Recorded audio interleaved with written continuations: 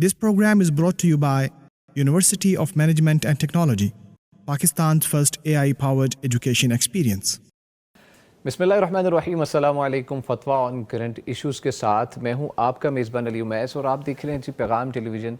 उम्मीद करते हैं आप जहां होंगे खुश होंगे, बखैरोफियत होंगे और अपनी ज़िंदगी को बहुत ही अच्छे तरीके से गुजारते होंगे। हस्बे मामूल पीर और जुमेरात को आपकी खिदमत में हाजिर होते हैं आपके शरई मसाइल का हल लेकर। आप भी इस प्रोग्राम में लाइव कॉल्स के थ्रू शरीक हो सकते हैं। बिल्कुल जी, पैगाम टेलीविज़न की जानिब से दिए गए UN नंबर पे आपको कॉल करनी है। नंबर आपकी स्क्रीन्स पे भी इस वक्त चल रहा है, नंबर आप नोट फरमा लीजिए 04211170000 यानी 04211170000। इसके अलावा आप हमें यूट्यूब पे भी ज्वाइन कर सकते हैं। पैगाम TV लाइव सर्च कीजिए और कमेंट सेक्शन में अपने सवालात लिखिए। मुफ्तियान किराम से उनके जवाबात आपको मुहैया किए जाएंगे। इसके अलावा भी आपको बताते चलें कि आप इस प्रोग्राम के बाद भी अपने सवालात भेजना चाहते हैं, कोई ऐसे सवालात हैं जो कि प्राइवेसी हैं, आपके लिए प्राइवेसी रखते हैं, आप यहाँ पर नहीं पूछना चाहते सबके सामने, वो भी नंबर आपके लिए जारी कर दिया गया है। नंबर नोट फरमा लीजिए 0321565200 यानी 0321565200।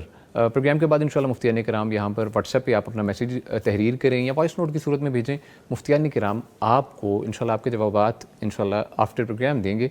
और एक और आपसे गुजारिश है कि लाइव कॉल्स आप जब करते हैं, हर दफ़ा आपको बताते हैं, इस दफ़ा आपके लिए गुजारिश है ये कि आप जब भी कॉल करें आपने जो वॉल्यूम है TV का उसको डाउन कर लेना है ताकि आपका सवाल हम तक पहुंचे और हमारी भी आवाज़ आप तक बेहतर तरीके से पहुंच सके। और आपको बताते चलें कि ये प्रोग्राम UMT के ताउन से पेश किया जा रहा है, जो पाकिस्तान का सबसे पहला AI पावर्ड एक्सपीरियंस अपने तलबा को फराहम कर रहे हैं। इसके अलावा हमारे साथ जो इस प्रोग्राम में शख्सियात मौजूद हैं उनकी जानिब बढ़ूँगा। पहली शख्सियत फ़ज़ीलतुल शेख मुफ्ती अब्दुल वली खान साहब, उनको खुशामदीद कहते हैं। मुफ्ती साहब अस्सलाम वालेकुम। वालेकुम अस्सलाम व रहमतुल्लाह। मुफ्ती साहब कैसी तबीयत है आपकी? जी अल्हम्दुलिल्लाह, शुक्र है अल्हम्दुलिल्लाह। और इनके साथ जो दूसरी शख्सियत है जी फ़ज़ीलतुल शेख मुफ्ती मोहम्मद नुमान फ़ारूकी साहब, उनको भी हम खुशामदीद कहते हैं। मुफ्ती साहब अस्सलाम वालेकुम। वालेकुम अस्सलाम व रहमतुल्लाह। मुफ्ती साहब कैसे मजाज हैं आप? अल्लाह का शुक्र अल्हम्दुलिल्लाह। आज की जो हेडलाइन है नाज़रीन उसकी जानिब बढ़ेंगे। मुफ्ती अब्दुल वली खान साहब, शेख ख़बर है जी, काफ़ी डिस्कस इस वक्त की जा रही है, सोशल मीडिया पे ख़बर गर्दिश कर रही है। एक अदाकारा है, उनकी अचानक मौत हो चुकी है 42 साल की उम्र में। उस पे जो है मारूफ डर्माटोलॉजिस्ट का बयान सामने आया। उन्होंने कहा है जी एंटी एजिंग इंजेक्शंस का इस्तेमाल किया गया है ख़ास तौर पर। इस सिलसिले में आपसे जो हमें शरई रहनुमाई दरकार है कि दौरे हाजिर में कम उम्र दिखने के लिए अद्वियात और सर्जरीज़ का सहारा लिया जाता है और इनकी शरई हैसियत क्या है, करवा सकते हैं हम ऐसा? अल्हम्दुलिल्लाह वस्सलातु वस्सलामु अला रसूलिल्लाह अम्मा बाद। ये जो मसाइल हैं दौर हाज़िर के अंदर ये मसाइल पेश आ रहे हैं और अहले इल्म अपनी इस्तेदाद और इल्म के मुताबिक इस बारे में शरई रहनुमाई फरमाते हैं। बुनियादी तौर पर ये जायज़ है कि इंसान वो हसीनुल मंज़र नज़र आए, ख़ूबसूरत शक्ल वाला नज़र आए, उसकी जो जिल्द है, चमड़ा है, चेहरे का, जिस्म का, ये ख़ूबसूरत हो, तरोताज़ा हो। और इसकी दलील हदीस मुबारक भी है। नबी सल्लल्लाहु अलैहि वसल्लम ने फरमाया कुलु ज़ैता व दहीनु बिही, ये ज़ैतून ये खाया भी करो और ये तेल जो है ना इस्तेमाल किया भी करो। अच्छा, तो वो तेल से क्या होता है, ज़ैतून की तेल से जिस्म के अंदर निखार पैदा हो जाता है, चेहरे के अंदर निखार और चमड़ा जो है ना साफ़ सुथरा हो जाता है। और उसके अंदर जो बढ़ापे के असरात होते हैं या ज़्यादा काम काज करने की वजह से उसके अंदर जो एक तरह से मुरझा जाता है वो जल्द, तो वो चीज़ें ख़त्म हो जाती हैं। तो ये भी जायज़ है। या इसी तरह अल्लाह के नबी सल्लल्लाहु अलैहि वसल्लम ने बालों के मुतल्लिक़ फरमाया मन कान लहू शाअरुन फलयुकरिमहु, जिसके बाल हैं तो वो इन बालों का इकराम करे, तेल लगाए और कंघी करे। इसी तरह दाढ़ी के मुतल्लिक़ है। तो ये जो चीज़ें हैं ना ये तो बिल्कुल जायज़ है। जी बिल्कुल ठीक। तो इसी सिलसिले में अगर कोई इस तरह की क्रीम है वो बंदा इस्तेमाल करता है चेहरे के निखार के लिए, तो इसके अंदर भी कोई हरज नहीं है। रह गई बात ऐसी जिसमें तग़यीर ख़ल्क़िल्लाह आता है, تو اچھا ایک اور قاعدہ بھی میں بیان کر دوں، اس کے بعد میں یہ دوسرا مسئلہ بھی بیان کروں گا۔ قاعدہ یہ ہے کہ اگر کوئی بیماری بندے کو لگی ہے، اس بیماری کے ازالے کے لیے وہ انجیکشن استعمال کرے، ٹیکے استعمال کرے، اس کی جلد خراب ہو چکی ہے، چہرہ مرجھا گیا ہے، تو اس کے لیے وہ ٹیکے استعمال کرتا ہے یا اسی طرح کوئی اور ادویہ استعمال کرتا ہے، شرعاً اس کی یہ اجازت ہے، کیونکہ وہ بیماری ہے اور بیماری کے متعلق حکم آیا ہے کہ اس کا علاج کرو۔ بے شک ایسے تو بیماری کا علاج یہ بھی، یا اسی طرح کے بندہ جوان ہے اور پھر بھی اس کے بیماری نہیں ہے لیکن چہرہ جو ہے اس کا یا جسم کی دیگر اعضاء ایسے مرجھا گئے ہیں، تو اس کے لیے بھی علاج جو ہے نا، جیسے کہ میں نے پہلے عرض کیا کلو زیت ودہنوا بہ، اس سے یہ ثابت ہو جاتا ہے کہ یہ دونوں درست ہیں۔ ایک اور صورت یہ ہے کہ جس میں تغییر خلق اللہ آتا ہے، اللہ سبحانہ و تعالیٰ نے ایک انسان کو پیدا کیا ہے جس شکل اور صورت کے اندر، اب یہ شخص چاہتا ہے کہ اس کی یہ جو ہے ناک ہے یہ چھوٹی ہو جائے یا بڑی ہو جائے، اور اس کی یہ ہونٹ یہ زیادہ موٹے ہوں یا زیادہ پتلے ہوں، یہ چیزیں اس کے لیے جو دوائی یا انجیکشن یا اس طرح کی چیزیں استعمال کی جاتی ہیں، تو یہ تغییر خلق اللہ میں آتا ہے۔ اور فَلَا يُغَيِّرُنَّ خَلْقَ اللَّهِ، شیطان نے اللہ سبحانہ و تعالیٰ سے کہا تھا کہ میں تیرے بندوں کو، جب وہ وعدہ لے لیا کہ قیامت تک یعنی کہ تیری زندگی رہے گی، تو یہ تجھ پہ موت نہیں آئے گی، پھر اس نے کہا میں تیرے بندوں کو گمراہ کروں گا، اور یہ پھر کیا کریں گے، تیری تخلیق، اللہ کی تخلیق کو بدل ڈالیں گے۔ تو جب ایسی کوئی صورت ہے جس میں تغییر خلق اللہ کی زمرے میں بات آتی ہے تو وہ جائز نہیں ہے۔ اب سرجری جو ہے اس کی شکل بھی ایسی، اگر اس کے اندر تغییر خلق اللہ کا شائبہ ہے، یہ چیز موجود ہے، تو وہ جائز نہیں ہے۔ باقی یہ ہے کہ ہر بندہ یہ چاہتا ہے کہ میں نمایاں اور خوبصورت نظر آ جاؤں۔ اگر شرعی دائرے کے اندر ایک شخص، کوئی خاتون ہے، وہ اپنے خاوند کے لیے خوبصورت نظر آنا چاہتی ہے اور اس کے لیے ایسی دوا، ایسی چیزیں استعمال کرتی ہے جس سے وہ مزید خوبصورت ہو اور تغییر خلق اللہ والی صورت نہ ہو، تو بالکل جائز ہے۔ مثلا تغییر خلق اللہ والی صورتیں کون کون سی ہیں؟ اب اللہ سبحانہ و تعالیٰ نے یہ جو بویں ہیں، آبرو جس کو کہتے ہیں، آئی برو، یہ جیسے پیدا کر دیے ہیں اللہ سبحانہ و تعالیٰ نے، اسی طرح ہی ہونے چاہیے۔ اب بعض خواتین بلکہ بعض مرد، وہ بھی میں نے دیکھے، وہ ان کی ترقیق کرتے ہیں، ان کو باریک کرنے کی کوشش کرتے ہیں اور ایسے ایک انداز سے ان کو وہ بناتے ہیں، یہ تغییر خلق اللہ میں آتا ہے اور اللہ کے نبی صلی اللہ علیہ وسلم نے اس سے منع فرمایا ہے۔ اسی طرح یہ جو دانت ہے، خوبصورتی اور حسن کے لیے اب اللہ سبحانہ و تعالیٰ نے پیدا کر دیے ہیں دانت۔ اب کھانا پینا سارا کچھ درست ہے، باتیں بھی وہ کر سکتا ہے اور کھانا پینا بھی اس کے ذریعے سے درست ہے، لیکن تھوڑی سی ٹیڑھے ہیں۔ اب یہ کہتے ہیں کہ میرے دانت یہ سیدھے ہو جائیں اور میں ذرا زیادہ حسین نظر آ جاؤں، یہ تغییر خلق اللہ میں آتا ہے۔ اور اگر بات نہیں کر سکتا، کھانے میں حرج اور دقت ہوتی ہے، وہ تو پھر بیماری ہے، تو بیماری کا علاج اس زمرے میں آئے گا۔ اچھا پھر یہ دانت جو ہوتے ہیں نا، اس کے اندر شگاف ڈالنے کی کوشش کرتے ہیں، یہ فاصلہ ہو، فاصلہ بھی ایک حسن کی ایک نشانی ہے، تو یہ ایسے کرنا۔ اگر اللہ نے دے دیا ہے تو ٹھیک ہے، شکر ادا کرو، لیکن اگر ابھی ہے نہیں، اب تم ان دانتوں کو چھوٹا کرنے کی کوشش کرتے ہو، یہ جائز نہیں۔ ٹھیک ہے جی، بہت شکریہ مفتی صاحب۔ شیخ میں یہ بات کر رہا تھا کہ عام طور پر خواتین میں یہ پایا جاتا ہے کہ موٹاپا کنٹرول کرتے ہیں، کوشش کرتے ہیں، جم وغیرہ کا استعمال کیا جاتا ہے، اگر اس طریقے سے نہیں ہو وہ ادویات کا استعمال کرتے ہیں، اور یہ واقعہ ہے کہ سلم فٹ ہوتے ہیں ایک مہینے میں اور اس کے بعد ان کے اندر سے ہر چیز ختم ہو چکی ہوتی ہے اور 2-3 مہینوں بعد ہی وہ جو ہے نا موت کی طرف معاملہ چل جاتا ہے۔ تو یہ بتائیے گا کہ خواتین اگر یہ چیزیں استعمال کرتی ہیں ان کے لیے شریعت میں کیا رہنمائی؟ اس آپ کے سوال سے پہلے شیخ محترم کے سوال میں کچھ ایک پہلو تھا، وہ میں تھوڑا عرض کر دوں۔ جی ضرور۔ وہ یہ کہ تغییر خلق اللہ ایک علیحدہ چیز ہے اور حسن ایک علیحدہ چیز ہے جیسے شیخ محترم نے فرمایا. جی. لیکن ایک ہے کہ عمر زیادہ ہے ہاں تو اس عمر کو 50 سال ہے تو اس کو 25 کا بنانے کے لیے کچھ ایسا کرنا. جی.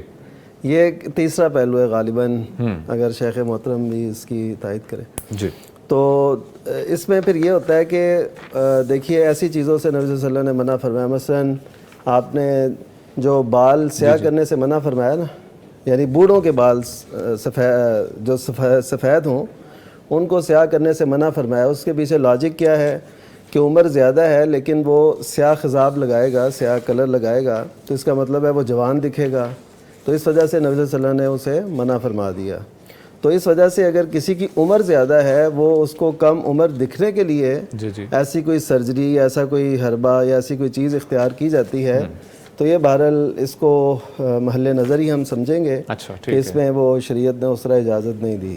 یعنی اور بھی دلائل ہیں اس کے. اچھا جی شیخ فرمائیے گا آپ بھی. پہلا مسئلہ تو یہ ہے جی جی کہ یہ سیاہ خضاب لگانا یہ خود ہی ایک اختلافی مسئلہ ہے. اچھا اچھا ہاں جی یہ خود بھی اختلافی ہے. جناب شیخ مفتی صاحب اس مسئلے کو خوب جانتے ہیں.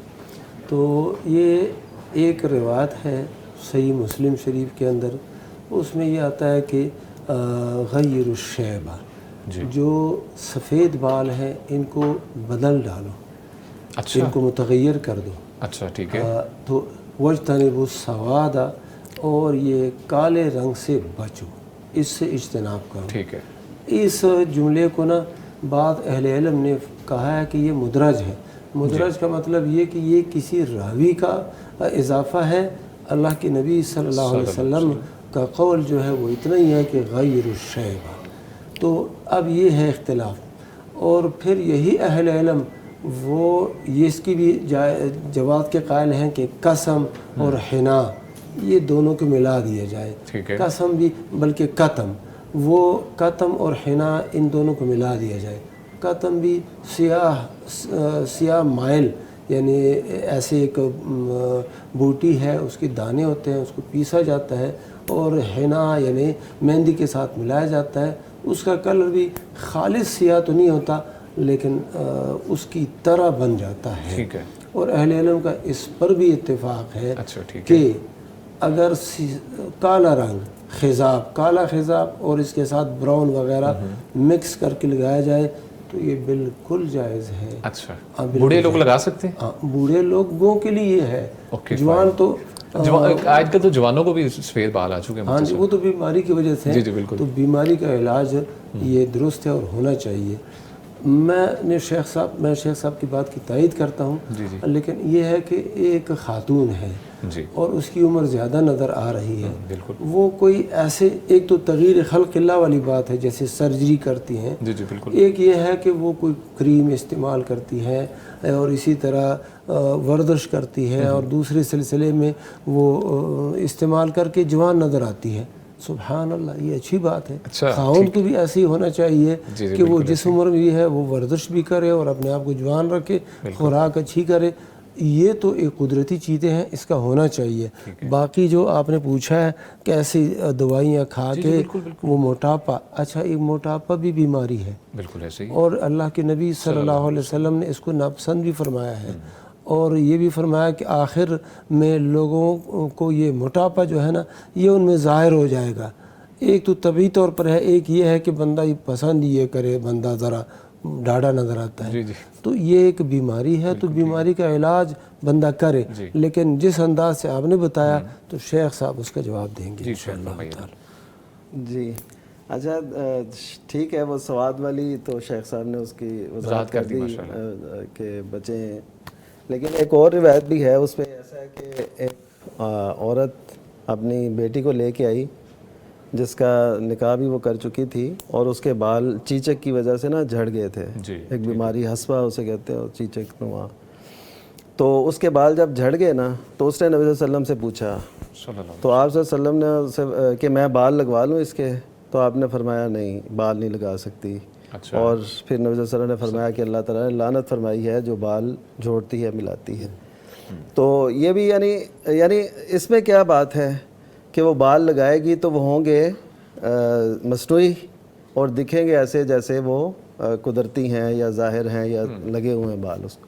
تو میں اصل میں یہ کہنا چاہتا ہوں کہ جو جس عمر میں ہے نا اس کے مطابق وہ اپنا علاج معالجہ یا ورزش ایکسرسائز ایسا کچھ کرے تو ٹھیک ہے. قدرتی طور پہ چیزیں ہاں قدرتی طور پہ.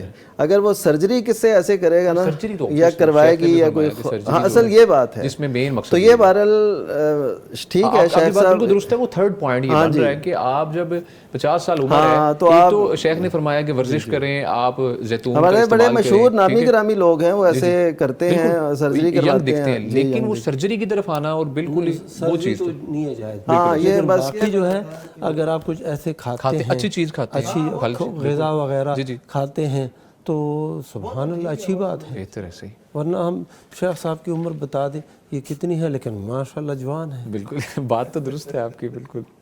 چلیں جی الحمدللہ, بہت شکریہ شیخ محترم. میں اگلے سوال کی جانب بڑھنا چاہوں گا. سوال جو تھا اصل وہ رہ گیا. جی سوال جو آپ نے کیا تھا نا بعد میں وہ رہ گیا. ہاں بالکل خاتون والا. میں دوبارہ دہرا دوں ہمارے جو نئے جوائن کیا لوگوں نے کہ بہت سے ایسے لوگ ہیں, خواتین خاص طور پہ کرتی ہیں موٹاپا جو ہے. سب سے پہلے تو وہ سمجھتی ہیں جی موٹاپا جس کو نا بہت برا لیتے ہیں, وہ بہت زیادہ برا لیتے ہیں. ایک تو بیماری ہے, بیماری دور کرنے کی کوشش نہیں کرتے, جم وغیرہ کا استعمال کرتے ہیں, نہیں ہوتا تو وہ شارٹ کٹس کی طرف جاتے ہیں. مہینے میں وزن کم, ایڈز آتے ہیں جی ایک مہینے میں وزن آپ کم ہو جائے گا, آپ میڈیسن کھائیں.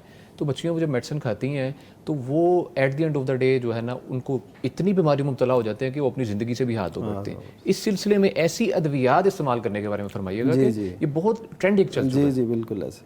تو اس میں ایسا ہے کہ جو بھی چیز پتہ چل جائے نا, مشاہدے میں آ جائے کہ اس چیز کا نقصان ہو رہا ہے, اموات واقع ہو رہی ہیں, اگرچہ لوگ اس کا فائدہ بھی بتا رہے ہیں اور لوگوں کی ڈیمانڈ بھی ہو کہ ہمیں پتلے ہونا ہے, سلم سمارٹ نظر آنا ہے, پھر بھی اس کے قدرتی طریقے اختیار کرنے چاہیے جو نقصان دینا ہو.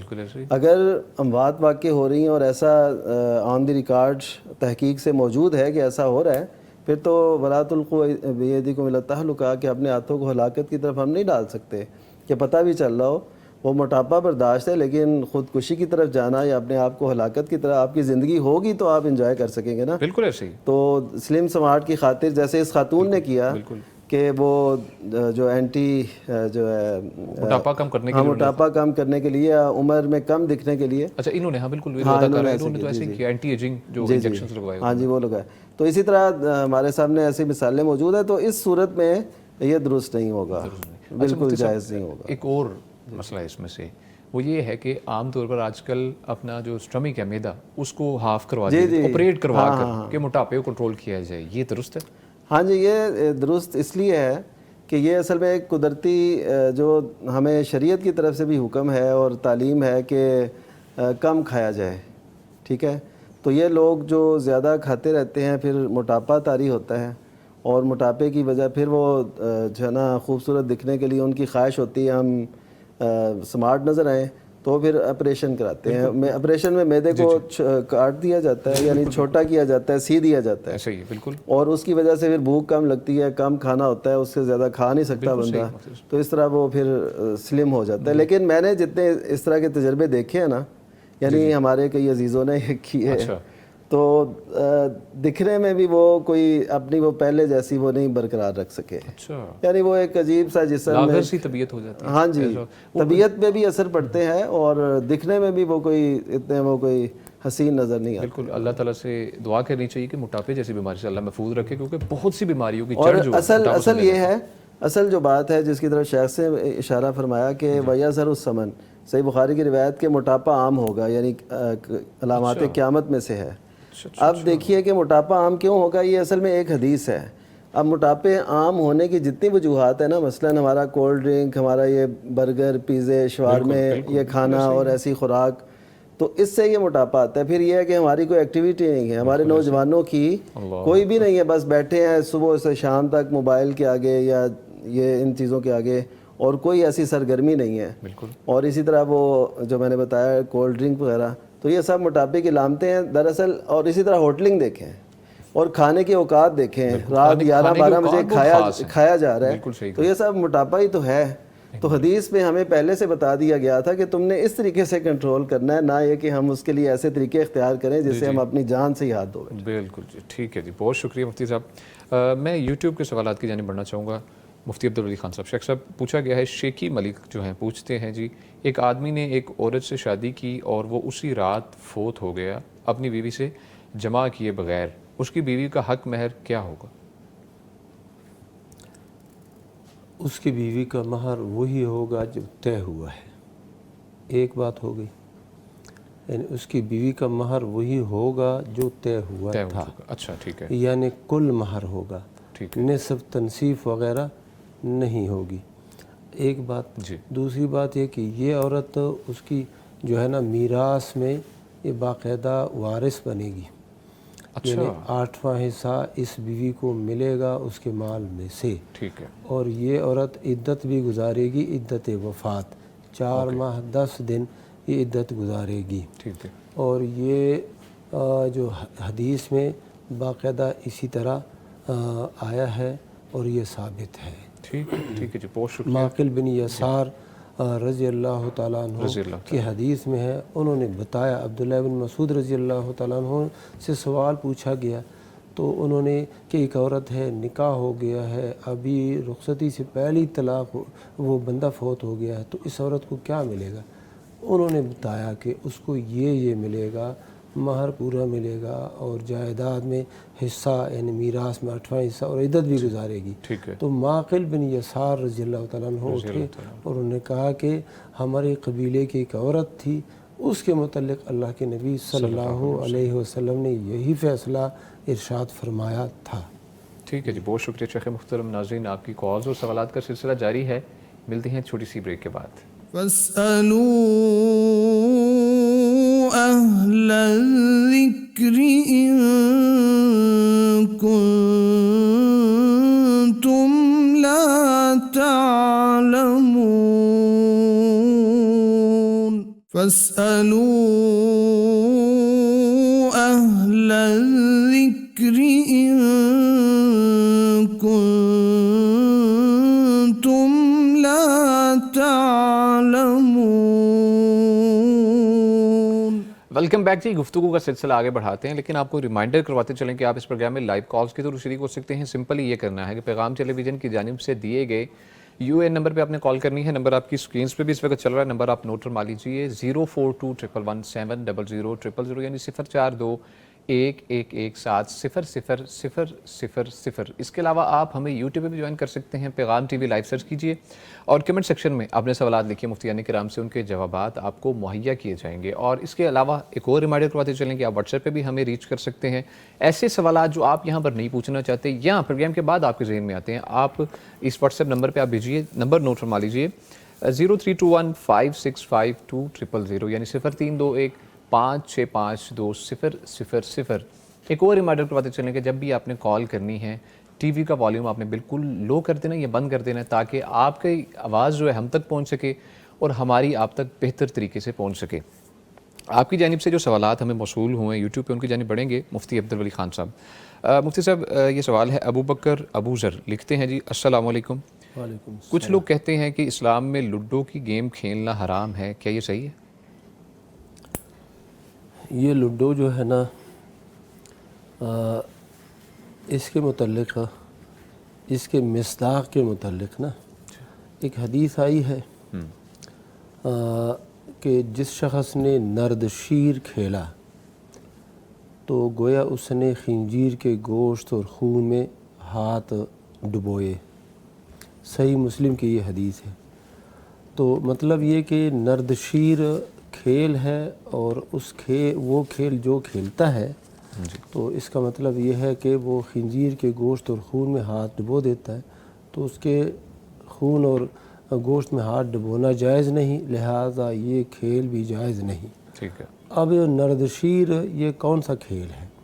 تو بعض اہل علم بلکہ اکثر اہل علم نے اس کا مصداق جو ہے یہی قرار دیا ہے کہ جو لوڈو ہے تو کہتے ہیں یہ نردشیر ہی کی ایک شکل ہے، لہٰذا یہ جائز نہیں. اچھا. جبکہ بعض دیگر محققین وہ یہ کہتے ہیں کہ نہیں، نردشیر ایک الگ کھیل ہے اور یہ جو لوڈو ہے یہ اس نردشیر کا کھیل نہیں ہے، یعنی یہ وہ کھیل نہیں ہے اور یہ اس کے مصداقات میں سے نہیں آتا، لہذا اس کے متعلق یہی حکم ہے کہ یہ مباح ہے۔ اچھا، تو اب یہ بندے پر ہے، اگر اس کے اوپر نا جوا ہو، یعنی جو جیتے گا اس کو اتنا مال ملے گا اور جو ہارے گا وہ اتنا دے گا، یہ تو پھر حرام ہے اور کوئی شک نہیں ہے اس کے حرمت میں، کیونکہ وجہ وہ جوا ہے۔ اور اگر ایسے نہیں ہے تو پھر بھی اس سے بچنا ہی بہتر ہے، کیونکہ وقت کا ضیاع ہوتا ہے اور گھروں کے اندر ایک بے برکتی، کوئی تلاوت نہیں، کوئی ذکر اذکار نہیں، نمازوں کا وقت بھی ہے اور یہ لگے ہوتے ہیں، اور پھر شور و شغب یعنی کہ وہ چیٹنگ بھی اس کھیل کے اندر بات کرتے ہیں، لہذا اجتناب ہی بہتر ہے۔ ٹھیک ہے جی، بہت شکریہ شیخ محترم مفتی نعمان فاروقی صاحب۔ مفتی صاحب کالر کی جانب بڑھنا چاہوں گا آپ کی اجازت سے جی۔ السلام علیکم، عثمان صاحب ہیں جی لاہور سے۔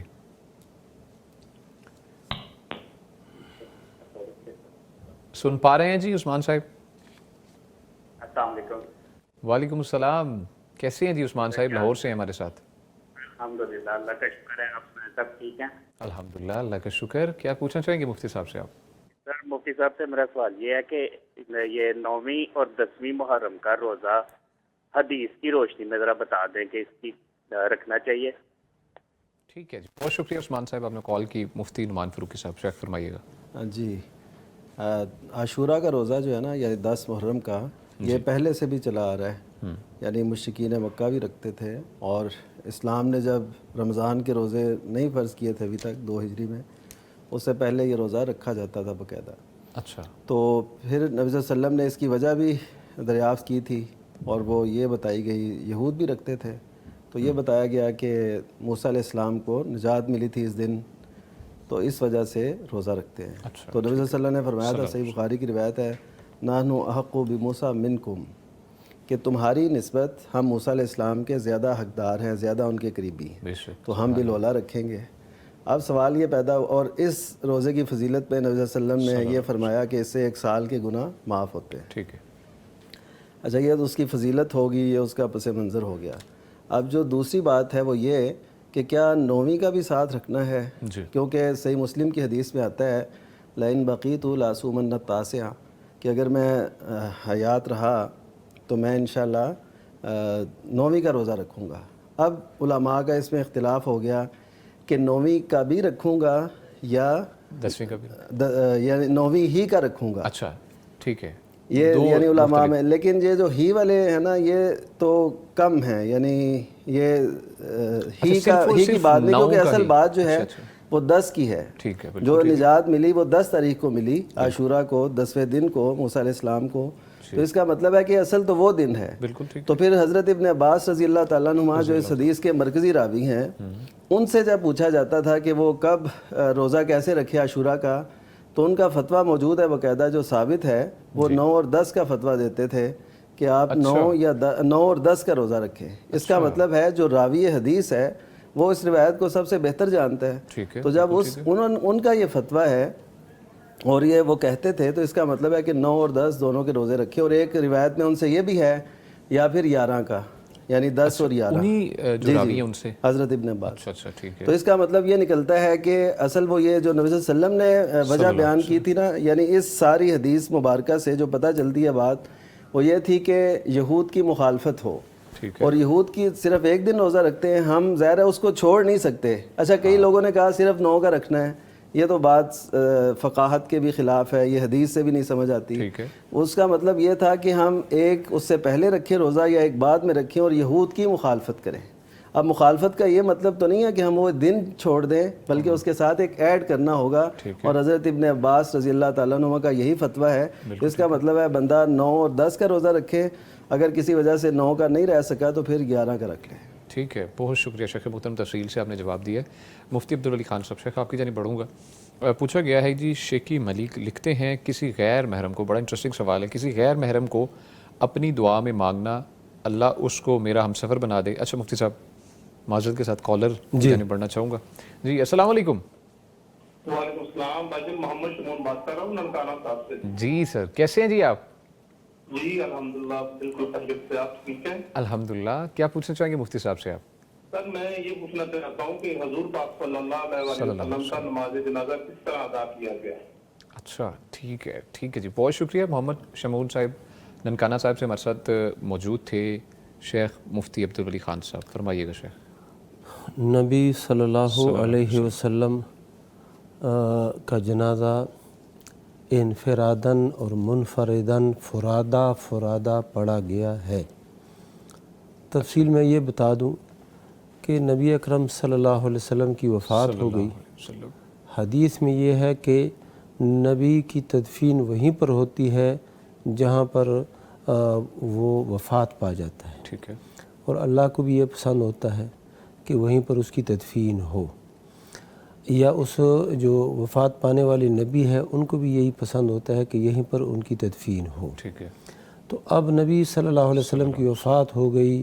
ام المومنین عائشہ صدیقہ رضی اللہ تعالیٰ عنہ کے کمرے میں، ان کے حجرے میں. اب وہ کمرہ یا حجرہ جو بھی تھا وہ چھوٹا سا ہی تھا. یعنی وہ حدیثوں میں آتا ہے نا کہ ام المومنین عائشہ رضی اللہ تعالیٰ عنہ لیٹی ہوتی تھی آگے، نبی صلی اللہ علیہ وسلم نماز پڑھ رہے ہوتے تھے. جب سجدے میں جاتے تو انہوں نے پاؤں پھیلائے ہوتے تھے، تو ان کو تھوڑا سا ایسے دبا کے وہ پھر پاؤں جو تھی سمیٹ لیتی تھی. پھر نبی صلی اللہ علیہ وسلم سجدے میں چلے جاتے تھے. اس سے یہ معلوم ہوا کہ وہ کمرہ بالکل چھوٹا سا ہی کمرہ تھا، اتنا بڑا نہیں. اچھا، تو اس کمرے کے اندر آپ صلی اللہ علیہ وسلم کی وفات ہو گئی. جب ان کی وفات ہو گئی وہیں پر وہ قبر کھودا گیا اور وہیں پر آپ کی تدفین ہو گئی. تو وہیں پر جب آپ پڑے ہوئے تھے تو جنازہ بھی وہیں پر پڑھا گیا. تو سارے لوگ تو جمع نہیں ہو سکتے تھے، چھوٹا سا کمرہ ہے.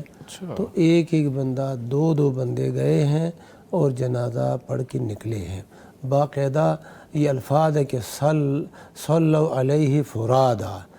صحابہ کرام نے آپ صلی اللہ علیہ وسلم کا نماز جنازہ پڑھا ہے فرادا، انفراداً، اکیلے. تو یہ بالکل اسی طرح ہے اور ثابت ہے. بعد نے کہا کہ نہیں، وہ جاتے تھے اور وہاں پر درود شریف پڑھتے تھے. نہیں، یہ ایسی بات ہے، جب صلو کے الفاظ آتے ہیں تو وہ صلو فرادا، تو اس کا مطلب ہے کہ اکیلے وہ پڑھتے تھے. اور جنازے کے اندر درود شریف ہے تو وہ بھی تو پڑھتے ہی تھے. بہت شکریہ شیخ محترم. نعمان فاروقی صاحب فرمائیے گا. جی ایسے ہی ہے. اور صلی علی جب آ جاتا ہے اور ہو بھی کسی فوت شدہ کا تذکرہ تو ادھر جنازہ ہی مراد ہوتا ہے. جی اچھا. مفتی صاحب رحمت بٹ صاحب جو ہے نا یہاں پر آئی ڈی ہے، وہاں سے اسی سے ریلیٹڈ سوال ہے. پوچھا ہے کہ گھر میں ہی کسی کو دفن کرنا کیسا ہے؟ ایسا ہے کہ جو بھی فوت ہو تو اسے مسلمانوں کے عمومی قبرستان ہی میں دفن کرنا چاہیے. ٹھیک ہے. کیونکہ نبی صلی اللہ علیہ وسلم کے دور میں بعد میں ایسے ہی تھا. تو یعنی بقیع کا قبرستان ہے، اس میں سب صحابہ کرام کی بھی قبریں ہیں اور سارا کچھ. یہ جو نبی کریم صلی اللہ علیہ وسلم کا جو روضہ مبارک ہے، اس کی جو وجہ ہے وہ تو شیخ صاحب نے ابھی بیان کی کہ جہاں پہ نبی وفات پاتے ہیں وہیں پہ ان کی تدفین ہوتی ہے. سیدنا ابو بکر رضی اللہ تعالیٰ جب یہ حدیث سنائی تو پھر یہ پتہ چلا کہ اچھا یہ حدیث مبارکہ موجود تھی، تو اس طرح فیصلہ ہو گیا کہ وہیں پہ تدفین ہونی ہے. تو باقی جو عام لوگ ہیں تو ان کو قبرستان ہی میں دفن ہونا چاہیے.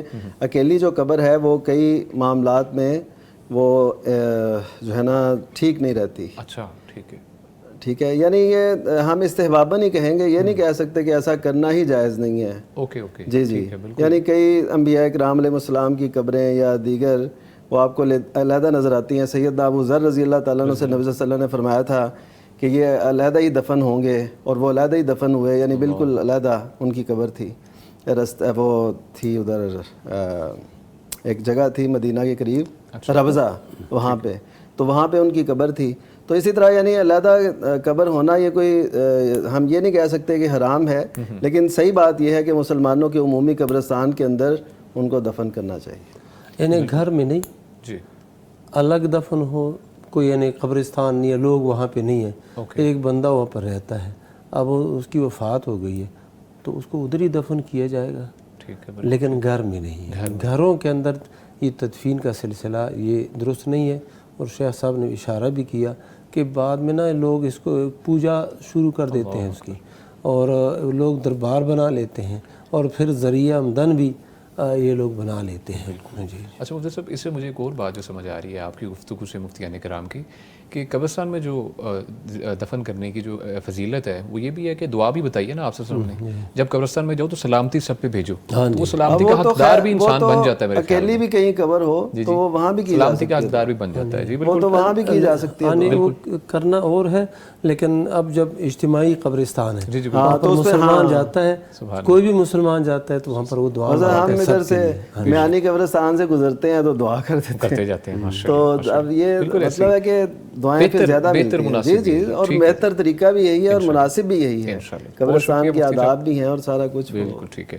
اچھا مفتی عبدالولی خان صاحب، شیخ بڑا انٹرسٹنگ سوال ہے آپ سے، میں اس کا تفصیلی جواب چاہوں گا کہ کسی شیخی ملک ہیں لکھتی ہیں جی، کسی غیر محرم کو اپنی دعاؤں میں مانگنا، اللہ اس کو میرا ہم سفر بنا دے، اس کے دین کی وجہ سے اپنی دعا میں مانگنا کیسا ہے؟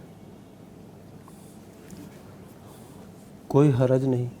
اچھا ٹھیک ہے. جس طرح ایک مرد یہ دعا مانگ سکتا ہے کہ یا اللہ فلاں جو عورت ہے، فلاں جو لڑکی ہے، اس کی شادی یا اللہ میرے ساتھ کرا دے. بالکل. تو یہ اس کے اخلاق کی وجہ سے، اس کے حسن کی وجہ سے، اس کی دین کی وجہ سے. اسی طرح ایک خاتون ہے وہ بھی یہ کر سکتی ہے اور اللہ سے دعا مانگ رہی ہے، کوئی نکلی نہیں ہے اس کے پیچھے، بلکہ اللہ سے دعا مانگ رہی ہے. تو یہ کوئی حرج نہیں ہے، کوئی حرج نہیں، بلکہ بالکل درست ہے. اچھا ٹھیک ہے. جی شیخ محترم کچھ فرمانا چاہیں گے آپ بھی؟ جی جی، وہ نبی کریم صلی اللہ علیہ وسلم کو بھی ام المومنین عائشہ صدیقہ رضی اللہ تعالیٰ عنہ کی وہ تصویر دکھائی گئی تھی خواب میں، ریشم میں لپٹی ہوئی. اچھا. تو پھر نبی صلی اللہ علیہ وسلم نے فرمایا کہ اگر یہ تیری طرف سے ہے تو پھر ایسا ہو ہی جائے، یعنی اللہ تعالیٰ کی طرف سے ہے نا، جی جی، تو پھر ایسا ہو ہی جائے. اللہ اکبر. تو پھر وہ ظاہر ہے پہلے آپ کو دکھایا گیا اس انداز سے اور پھر وہ ایسا ہو ہی گیا اور اللہ تعالیٰ نے آپ کی پیاری زوجہ انہیں بنا دیا. تو اس کا مطلب ہے دعا نبی صلی اللہ علیہ وسلم نے خاص کر کے کی نا، کہ اگرچہ یہ خواب میں آئی ہے لیکن اگر تیری طرف سے ہے اللہ تو پھر ایسا ہو جائے. جی شیخ فرمائیے. قرآن مجید کے اندر بھی وہ جو آیت کریمہ ہے نا، اور شیخ صاحب بتاتے بھی ہیں لوگوں کو بطور وظیفہ کی. اچھا اس میں وہ کون سی آیت کریمہ ہے؟ رب حبلی ربنا هب لنا من ازواجنا ربنا هب لنا من ازواجنا وذرياتنا قرۃ اعین واجعلنا للمتقین اماما. جی. تو اس میں ترجمہ کیا ہوں صاحب؟ ہاں جی، ترجمہ بتائیے. ہاں جی، وہ یہی ہے کہ اے اللہ ہمیں عطا فرما بیوی، ایسی بیویاں اور ایسی اولاد جو ربنا جو ہمارے لیے آنکھوں کی ٹھنڈک بنے. سبحان اللہ. تو یہ صحیح ہے، بیوی بندہ مانگ سکتا ہے اللہ سے. اور مستعین جب آپ کو یہ سمجھ آ رہی ہے کہ یہ لڑکی یہ اچھی ہے، دیندار ہے، مانگ لو اللہ سے. بالکل ٹھیک ہے. جی بہت شکریہ مفتی صاحب. واٹس ایپ پہ موصول ہوئے سوالات، ان کی جانب بڑھنا چاہوں گا. مفتی نعمان فاروقی صاحب فرمائیے گا شیخ کہ قسطوں کا کاروبار جائز ہے یا نہیں؟ بعض علماء کرام اسے ناجائز کہتے ہیں، وہ کیوں ناجائز کہتے ہیں؟ یہ تو بات تقریباً واضح ہے اور کئی دفعہ ہوئی یہاں پہ ہی کہ قسطوں کا کاروبار جائز ہے. جو لوگ مطلق طور پہ اسے ناجائز کہتے ہیں ان کی جو فقاہت ہے یا ان کا جو فہم ہے اس حوالے سے وہ تھوڑا اور ہے، لیکن ہمارا جو موقف ہے وہ یہ ہے کہ یہ جائز ہے کاروبار قسطوں والا. ٹھیک ہے. اس میں اگرچہ قیمتوں میں فرق ہوتا ہے، ظاہر ہے نقد اور ادھار اور، تو یہ جائز ہے، لیکن اس میں ایک جو یہ شرط رکھی جاتی ہے کہ اگر آپ نہ دے سکے تو آپ پہ یہ جرمانہ ہوگا، تو یہ شک اس میں شامل نہیں ہونی چاہیے. ہماری طرف سے ایک یہ شرط ہوتی ہے کہ یہ شک اس میں شامل نہ ہو.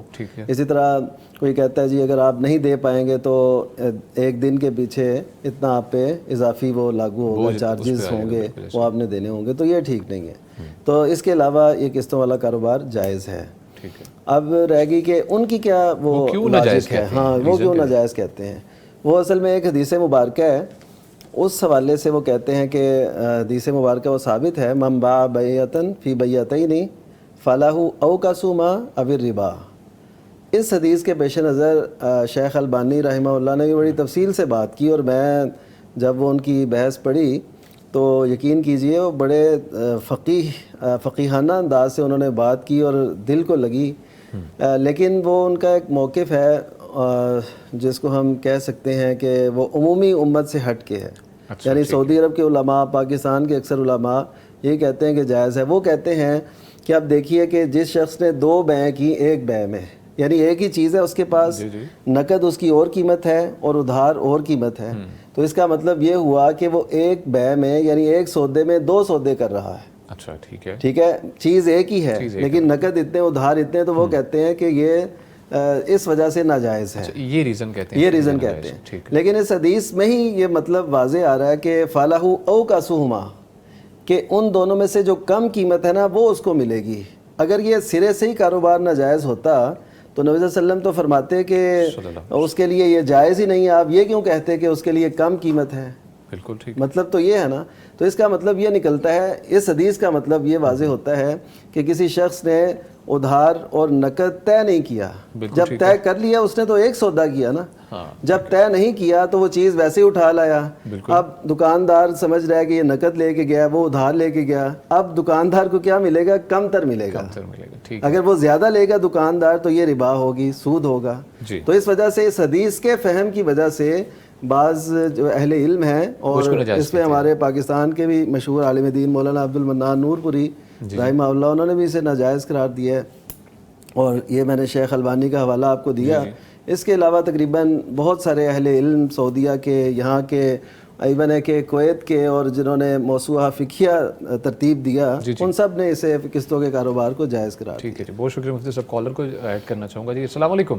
وعلیکم السلام. رقیہ صاحبہ ہیں جی راول پنڈی سے.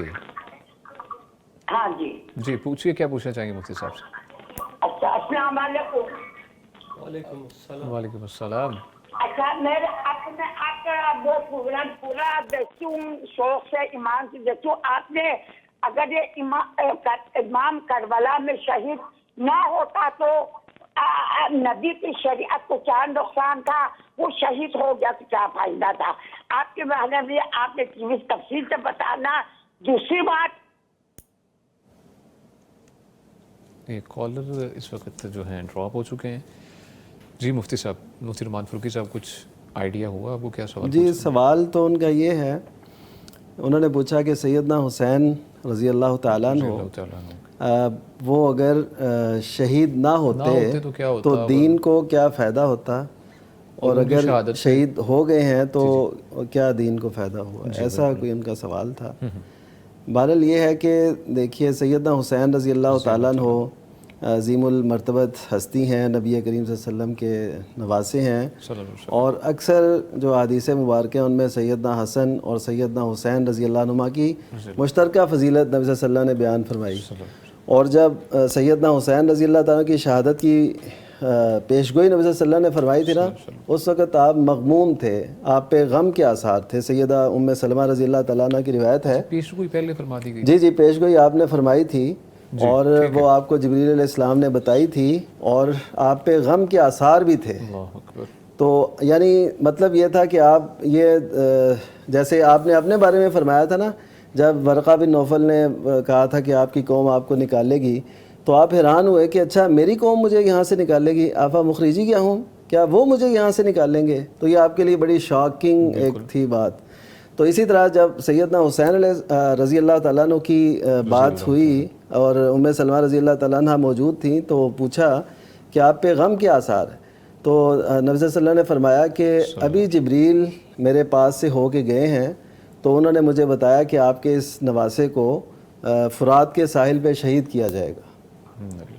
تو یہ یعنی, اور دوسری طرف دیکھیں کہ سیدنا حسن رضی اللہ تعالیٰ عنہ, ان کے بارے میں نبی صلی اللہ علیہ وسلم نے فرمایا تھا میرا یہ بیٹا سردار ہے, اس کی وجہ سے مسلمانوں کے دو گروہوں میں صلح ہوگی. تو اس کا مطلب ہے کہ نبی صلی اللہ علیہ وسلم کو یہ کردار زیادہ پسند تھا کہ صلح ہو امت کے اندر. تو ہم بھی یہی کہیں گے کہ امت کے اندر صلح کی باتیں کرنی چاہیے اور اس طرف آنا چاہیے. ٹھیک ہے جی, بہت شکریہ مفتی صاحب. ناظرین, آپ کے سوالات اور کالز کا سلسلہ جاری ہے, ہمارے ساتھ رہیے گا. فاسألوا أهل الذكر إن كنتم لا تعلمون فاسألوا أهل الذكر إن كنتم لا تعلمون. वेलकम बैक जी। गुफ्तगू का सिलसिला आगे बढ़ाते हैं, लेकिन आपको रिमाइंडर हमेशा की तरह करवाते चलें कि आप इस प्रोग्राम में लाइव कॉल्स के थ्रू शरीक हो सकते हैं। करना क्या है, सिंपली आपने ये करना है कि पैगाम टेलीविज़न की जानिब से दिए गए यूएन नंबर पे आपने कॉल करनी है। नंबर आपकी स्क्रीन पे भी इस वक्त चल रहा है, नंबर आप नोट फरमा लीजिए 042117000000 यानी 042117000000। इसके अलावा आप हमें यूट्यूब पे ज्वाइन कर सकते हैं, पैगाम टीवी लाइव सर्च कीजिए और कमेंट सेक्शन में अपने सवालात लिखिए। मुफ्तियानी के नाम से उनके जवाबात आपको मुहैया किए जाएंगे। और ऐसे सवाल जो आप यहाँ पर नहीं पूछना चाहते या आपके जहनों में बाद में आते हैं, प्रोग्राम के बाद आपके जहन में पॉपअप होते हैं, वो सवाल आप पूछ सकते हैं। व्हाट्सएप नंबर जारी कर दिया गया है, नंबर नोट फरमा लीजिए 0321565200 यानी 0321565200।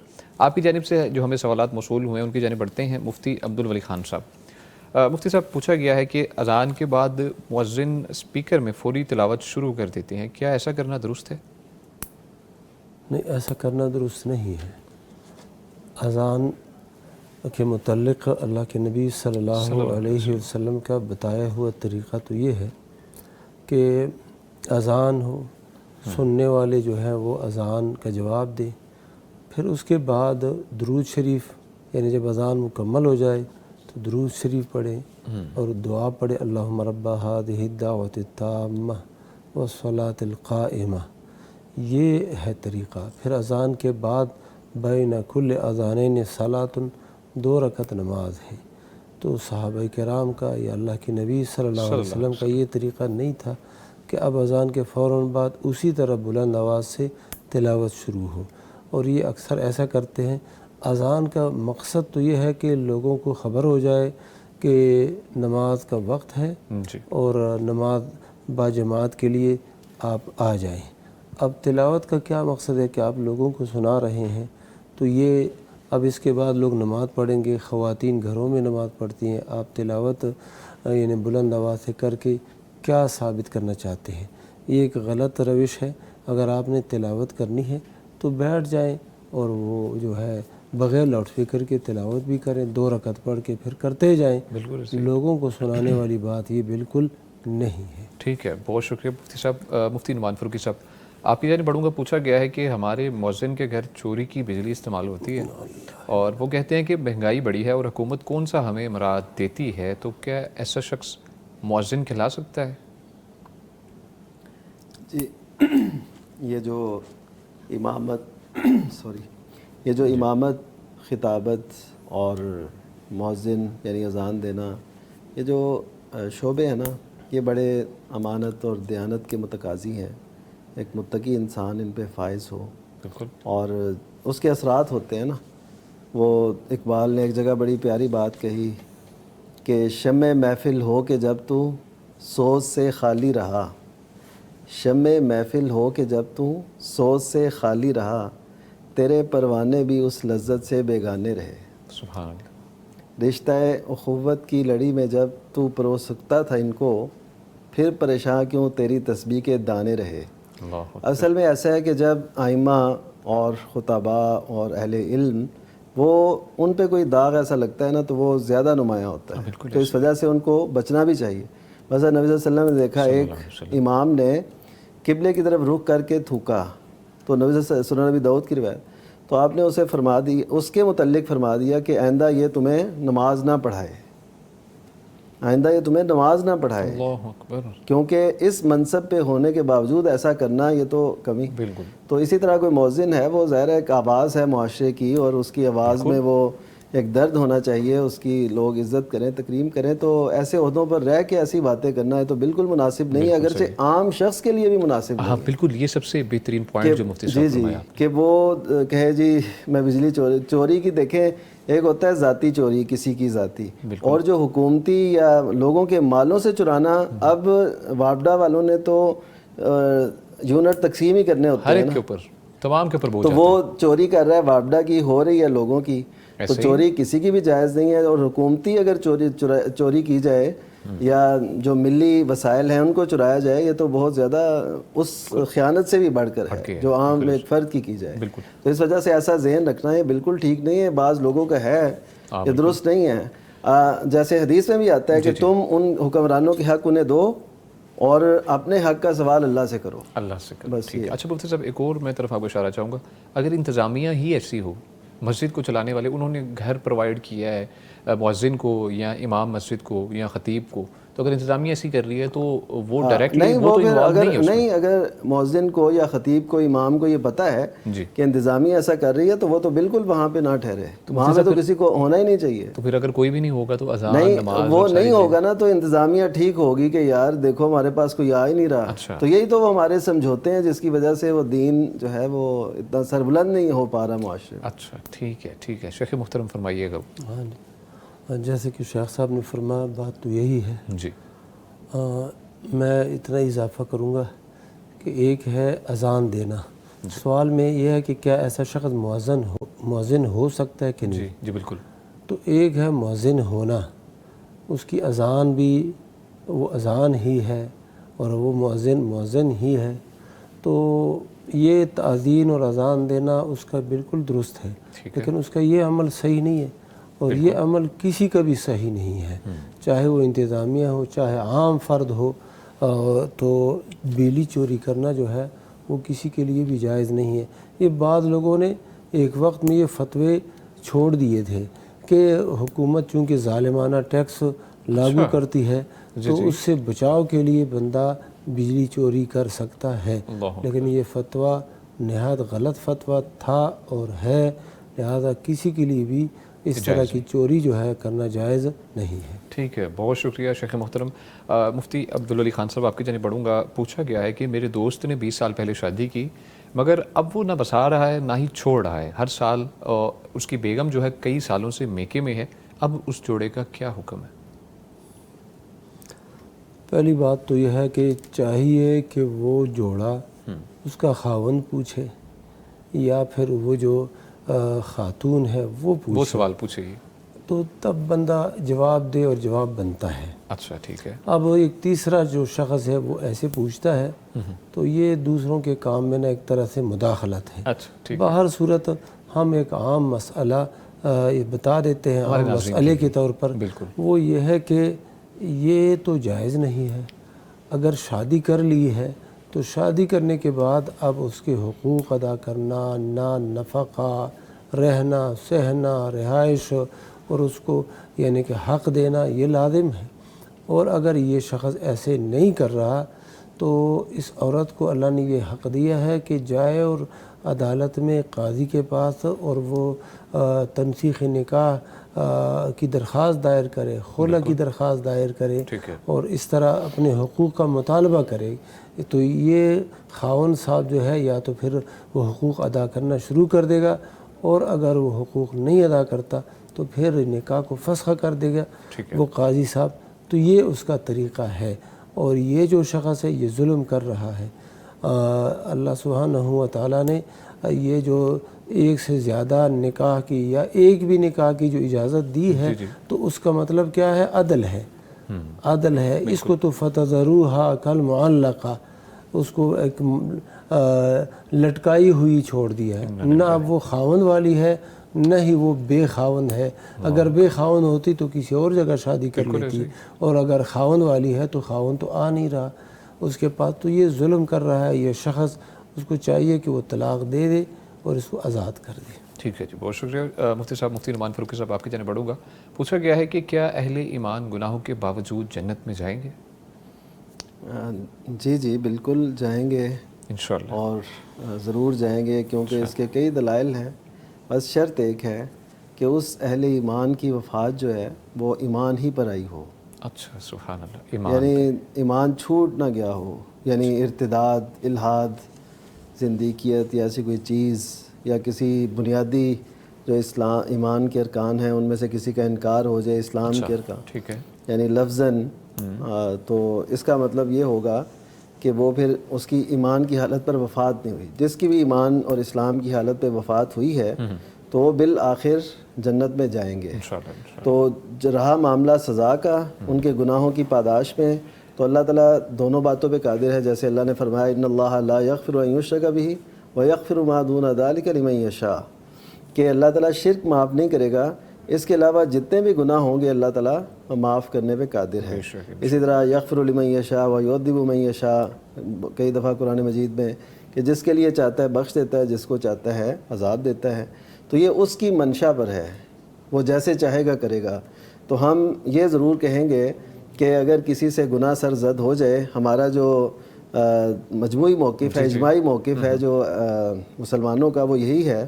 اگرچہ کئی لوگوں نے یہ کہا کہ جو شخص گناہ کا مرتکب ہے وہ بس وہ اسلام سے چلا گیا اور خارج ہو گیا، تو یہ باتیں درست نہیں ہیں. ہمارا یہی موقف ہے کہ جو بھی مسلمان ہے حالت اسلام میں اس کی وفات ہوئی، وہ بالآخر جنت میں جائے گا اور اللہ تعالیٰ اس کے گناہ معاف کرنے پر بھی قادر ہے. اور ایسی کئی مثالیں موجود ہیں، جیسے کہ نبی صلی اللہ علیہ وسلم نے واقعہ بیان کیا کہ ایک والد نے ایک نصیحت کی جاتے ہوئے کہ میں تمہارا بڑا اچھا باپ تھا، پورا وہ تفصیلی واقعہ ہے، تو اب تم نے میرے ساتھ ایسے کرنا ہے کہ مجھے جلانا ہے اور جب میں فوت ہو جاؤں، اور میری راکھ جو ہے وہ تم نے آندھی والے دن آدھی ہوا میں بکھیرنی اور آدھی سمندر میں، تاکہ میں نہ اللہ کے سامنے پیش نہ ہو سکوں. اللہ تعالیٰ تو ہر بات پہ قادر ہے. اس نے ذروں قطروں کو حکم دیا اور وہ سامنے کھڑا ہو گیا. اور اللہ تعالیٰ نے پوچھا تو نے ایسا کیوں کیا؟ حالانکہ اللہ جانتا تھا، لیکن ہمیں بتانے کے لیے کہ اس نے کہا کہ تیرے حضور میں پیش ہونے سے ڈرتا تھا. تو اللہ تعالیٰ نے اسی ایک وجہ سے اس کے سارے زندگی بھر کے گناہ معاف فرما دیے. تو یہ اللہ تعالیٰ اس بات پہ قادر ہے. تو اس کا مطلب ہے کہ کبیرہ گناہوں کی وجہ سے اللہ تعالیٰ کی سزا بھی دے سکتا ہے اور معاف بھی کر سکتا ہے. اور ہمیں امید ہے کہ اللہ تعالیٰ اہل ایمان کو سزا دیے بغیر ان کو انشاءاللہ معاف فرمائے گا. انشاءاللہ اللہ تعالیٰ ہم سب کو، ہم دیکھنے والے جتنے بھی لوگ ہیں سب کو ہمیں ایسی جنت میں انشاءاللہ اکٹھا کرے. مفتی عبدالولی خان صاحب، آپ کی جانب پڑھوں گا. پوچھا گیا ہے کہ واش روم کی صفائی کرنے والے کرسچن نے ہمارا برتن استعمال کر لیا ہے، اب ہم اس کا کیا کریں؟ اس کو دھو کے استعمال کرو. ٹھیک ہے. ہاں جی، کرسچن یا نصرانی، یہودی یا کوئی بھی غیر مسلم اگر وہ ایسے برتن استعمال کرتا ہے تو اس کے استعمال سے وہ برتن نجس نہیں ہو جاتا، پلید نہیں ہو جاتا، بلکہ اس کو دھو کے استعمال کرو. ٹھیک ہے. یہ زیادہ ہی وہ کیا ہے، لا علمی ہے. بالکل. تو ہمارے اس معاشرے میں تو الحمدللہ یہ ہوتا ہے کہ سارے مسلمان ہوتے ہیں، ماں باپ مسلمان، اولاد مسلمان، بیوی مسلمان. تو بعض معاشروں میں تو ایسے ہوتا ہے کہ باپ ابھی اسلام نہیں لایا ہوتا اور باپ اسی بیٹے کے گھر رہتا ہے، تو وہ کھانا بھی وہی بیٹا کھلائے گا اور سارا خدمت بھی وہی کرے گا. بعض معاشروں میں ایسا بھی ہوتا ہے وہ بیٹا کرے گا والد. ہاں جی بالکل کرے گا. اور بلکہ اللہ سبحانہ و تعالیٰ نے قرآن مجید کے اندر فرمایا وَصَاحِبْهُمَا فِي الدُّنْيَا مَعْرُوفًا، یعنی ماں باپ ہے اور وہ کیا ہیں، کافر ہیں، اور ایسے کافر ہیں کہ شرک اور کفر کی طرف دعوت دینے والے ہیں اور بوجھ اور زور ڈالنے والے ہیں بیٹے پر. وَإِنْ جَاهَدَاكَ عَلَىٰ أَن تُشْرِكَ بِي مَا لَيْسَ لَكَ بِهِ عِلْمٌ فَلَا تُطِعْهُمَا.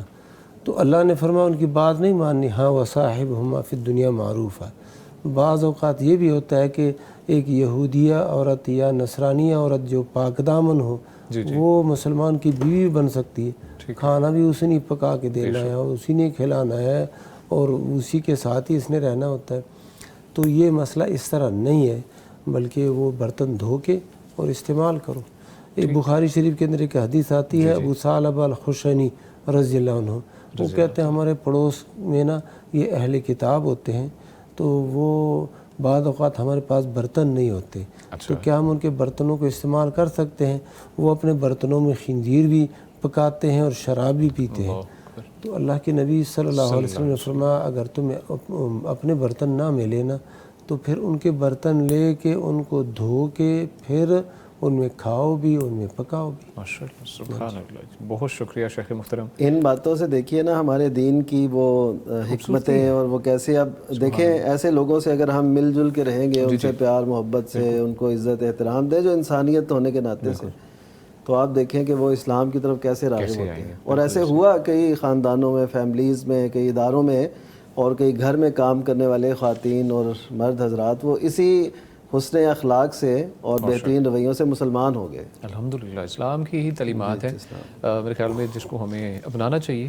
कैसी बेहतरीन माशाल्लाह एग्जांपल दी मुफ्ती साहब ने, आप सल्लल्लाहु अलैहि वसल्लम की हदीस कोट की। तो हमें चाहिए कि गैर मुस्लिमों के साथ भी हमारा रवैया जो है बेहतरीन होना चाहिए, ताकि वो हम उन्हें इस्लाम की तरफ राग़िब कर सकें। मुंह से पहले मेरे ख्याल में आपका रवैया जो है ना किसी के साथ, वो किसी के सामने पेश किया जाए तो अगर वो अच्छा ही हो तो इंशाल्लाह ऑब्वियसली वो अट्रैक्ट होंगे इस्लाम की तरफ। बहुत शुक्रिया।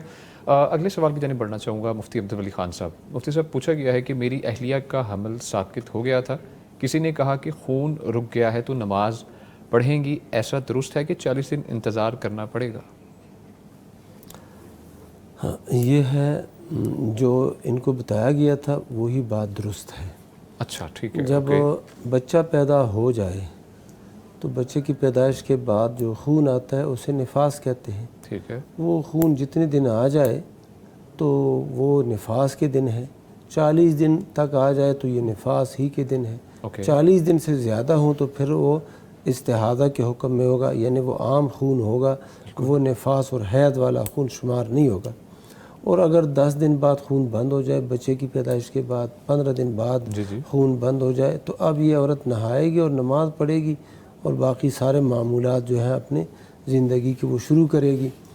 अच्छा, और अगर ये हमल साक़ित हो गया है, 4 माह के बाद हमल साक़ित हो गया है, जब उस बच्चे के अंदर जान पड़ गई थी और उसके खद्द व खाल ये ज़ाहिर हो गए थे, फिर भी यही हुक्म है, यानी वो निफास ही है।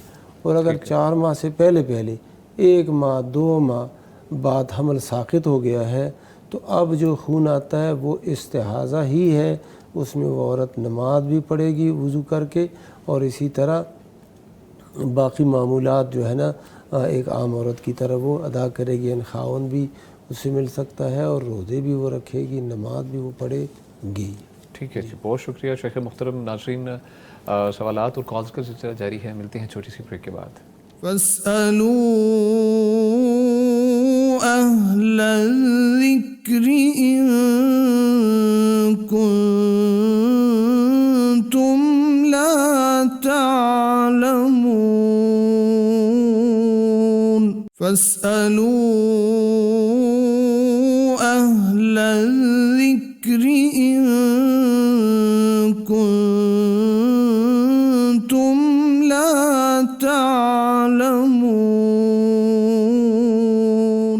वेलकम बैक जी। गुफ्तगू का सिलसिला आगे बढ़ाते हैं, लेकिन आपको बताते चलें कि आप इस प्रोग्राम में लाइव कॉल्स के थ्रू शरीक हो सकते हैं। पैगाम टेलीविज़न की जानिब से दिए गए UN नंबर पर आपने रब्ता करना है।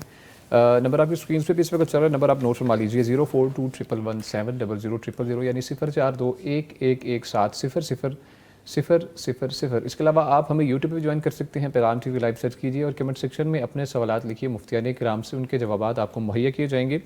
और इसके अलावा आप व्हाट्सएप पे भी हमें रीच कर सकते हैं, नंबर नोट फरमा लीजिए 0321565200, यानी 0321565200। आपकी तरफ से जो सवालात हमें भेजे गए हैं कमेंट सेक्शन, उसकी जानिब बढ़ूँगा। रहमत बट 45 के नाम से ID है, लिखती हैं जी, अल्हम्दुलिल्लाह I want to study Islam after intermediate, I am really interested. हमें और हमारे जैसे बहुत से स्टूडेंट्स को अपनी दुआओं में याद रखा करें। मुफ्ती साहब, अल्लाह सुब्हानहू व तआला इनको कामयाबी अता फरमाए, आमीन, दीन की सही फ़हम अता फरमाए, आमीन, और जो शुरूर है, फितने हैं, अल्लाह ताला उनको महफूज रखे उनसे, आमीन आमीन। जी शेख मुहतरम, आप भी दुआ उनके लिए दुआओं में याद रखिएगा, दुआ कर दीजिए। ये बड़ी खुशी की बात है कि इस उम्र में, जवानी के आलम में और स्टडी के दौर में दीन को पढ़ना समझना ये बहुत बड़ी बात है, बहुत बड़ी बात। और हम क्यों नहीं दुआ गो, बल्कि जो भी दीन का तालिब है, दीन को समझने वाला, पढ़ने वाला, उसके लिए तो ये तमाम मखलूक़ात दुआ कर रही हो। सुभान अल्लाह, सुभान अल्लाह, माशाअल्लाह। जी ठीक है जी, बहुत शुक्रिया। बहुत ही इंपॉर्टेंट टॉपिक की तरफ मैं बढ़ना चाहूँगा। मुफ्ती अब्दुल वली खान साहब, फरमाइएगा कि नवाज़ रसूल हज़रत हुसैन रज़ी अल्लाह अन्हु का मकाम और मर्तबा और सीरत व किरदार जो है उसके बारे में फरमाइएगा, उस पर रोशनी डालिएगा मुफ्ती साहब। जी, सैयदना हुसैन रज़ी अल्लाह तआला अन्हु नबी करीम सल्लल्लाहु अलैहि वसल्लम के इंतहाई प्यारे नवासे, और इनके साथ नबी सल्लल्लाहु अलैहि वसल्लम सैयदना हसन रज़ी अल्लाह तआला अन्हु से भी बड़ी मोहब्बत करते थे, और दोनों ही नबी सल्लल्लाहु अलैहि वसल्लम के बड़े प्यारे थे, क्योंकि आपकी प्यारी साहिबजादी सैयदा फ़ातिमा-तुज़-ज़हरा रज़ी अल्लाह तआला अन्हुमा के लख्ते जिगर थे। बेटी से प्यार हो या बेटे से हो तो उसकी औलाद से बिलोला होता है, और नबी सल्लल्लाहु अलैहि वसल्लम को सभी नवासों से बड़ा प्यार था। سیدہ امامہ بنت زینب بنت رسول اللہ، یعنی نبی صلی اللہ علیہ وسلم کی جو سب سے بڑی صاحبزادی ہیں زینب، جی ان کی بیٹی امامہ رضی اللہ تعالیٰ عنہ، جو بعد میں حضرت فاطمہ کے بعد حضرت علی کی اہلیہ بھی بنی۔ اچھا جی جی اچھا، میں فرسٹ ٹائم یہ ذکر سن رہا ہوں ماشاء اللہ۔ تو ان کو بھی نبی صلی اللہ علیہ وسلم لے آتے تھے مسجد میں اور اٹھا کے نماز پڑھا رہے ہوتے تھے۔ ماشاء اللہ، تو اسی طرح سیدنا حسنین کریمین ان سے بھی بڑی محبت کرتے تھے۔ ان کو یہ بھی ایک دن خطبے میں آپ نے اتر کے ان کو اٹھایا کہ خطبے میں ارشاد فرما رہے تھے، تو یہ آ رہے تھے، قمیضیں انہوں نے ذرا لمبی پہنی تھی، تو جیسے ہوتا ہے بچے آتے ہیں تو یہ اسی طرح آ رہے تھے، نبی صلی اللہ علیہ وسلم بڑی محبت سے اترے اور ان کو لے کے اپنے پاس آئے، اور پھر یہ بھی فرمایا کہ اللہ نے سچ فرمایا کہ انما اموالکم واولادکم فتنہ، کہ اموال اور اولاد جو ہے نا یہ بڑا فتنہ ہے، یعنی آزمائش ہے بندے کی۔ تو بڑی محبت تھی نبی صلی اللہ علیہ وسلم کو ان سے، اور آپ نے یہاں بھی فرمایا تھا کہ اللہم انی احبہما فاحبہما واحب من یحبہما، کہ اللہ ان دونوں سے تو بھی محبت کر، ان دونوں سے، سیدنا حسن اور حسین۔ میں اسی لیے بار بار کہتا ہوں کہ ہمیں سیدنا حسن کا بھی تذکرہ کرنا چاہیے، وہ حضرت حسین سے بڑے بھی تھے اور ان کی حیثیت جو ہے نا ظاہر ہے بڑا بھائی ہونے کے ناطے سے بھی زیادہ تھی۔ انہوں نے نبی صلی اللہ علیہ وسلم کی جو تربیت ہے وہ سیدنا حسین سے 1 سال زیادہ پائی۔ اچھا ماشاء اللہ، یہ بھی باتیں۔ تو آپ نے فرمایا کہ میں بھی ان دونوں سے محبت کرتا ہوں، تو بھی کر، اور جو ان دونوں سے محبت کرتا ہے تو ان سے بھی محبت کر۔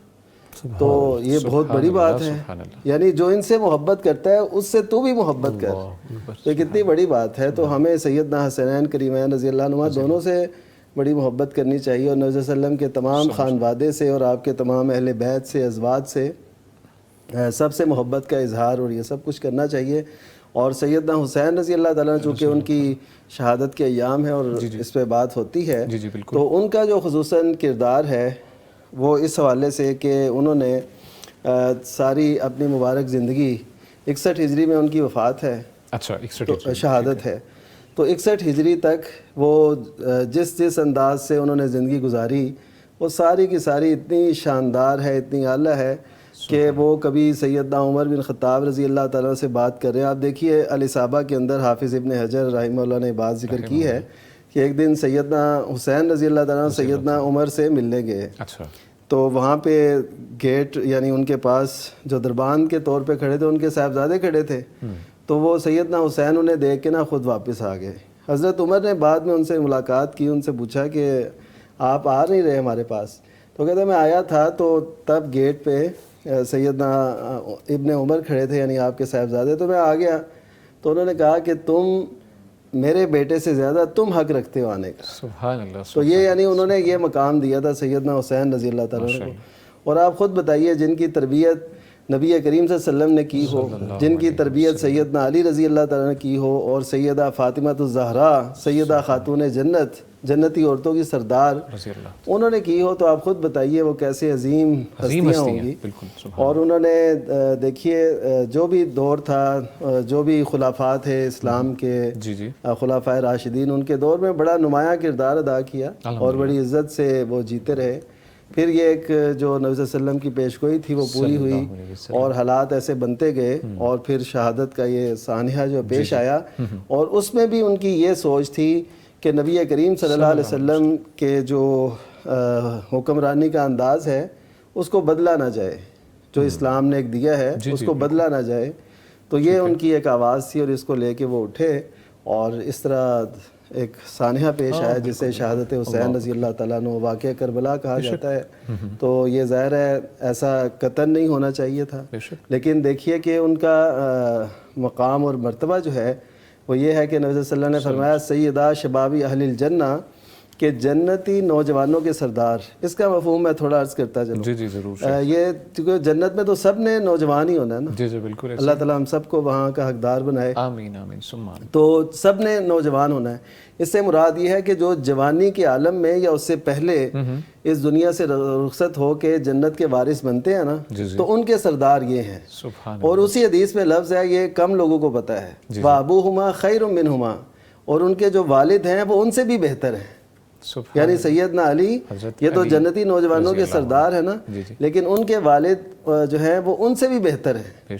اور دوسری حدیث میں سیدنا ابو بکر اور عمر رضی اللہ عنہما کے متعلق فرمایا، وہ ترمذی کی روایت ہے کہ سیدہ کحول اہل الجنہ، کہ وہ جنتی جو ادھیڑ عمر میں جنت میں پہنچتے ہیں یا جنت کے حقدار بنتے ہیں ادھیڑ عمر میں یعنی جوانی کے بعد، تو ان کے سردار سیدنا ابو بکر اور عمر رضی اللہ عنہما ہیں، اور اس حدیث کے راوی سیدنا علی رضی اللہ تعالیٰ عنہ ہیں۔ بالکل ماشاءاللہ، سیدنا علی رضی اللہ تعالیٰ عنہ، اور نبی صلی اللہ علیہ وسلم نے ان سے فرمایا تھا کہ ان کو تم نے بتانا نہیں ہے، یعنی یہ خبر تم نے انہیں نہیں دینی۔ پھر حضرت علی کہتے ہیں جب وہ اس دنیا سے رخصت ہوئے پھر میں نے یہ بیان کی۔ تو اس کا مطلب یہ ہے کہ یہ ان کا پیار، محبت، الفت اور یہ سارے معاملات تھے، اور یہ عظیم زندگی تھی نواسہ رسول سیدنا حسین رضی اللہ تعالیٰ عنہ۔ ٹھیک ہے جی، بہت شکریہ شیخ محترم مفتی عبدالولی خان صاحب۔ یہ اس واقعے کو آگے بڑھاتا چلوں میں، حضرت فاطمہ الزہرا کی زندگی جو ہے اس سے ہمارے لیے سبق کیا ہے، اگر وہ آپ فرما دیجیے گا ہمارے ناظرین کے لیے۔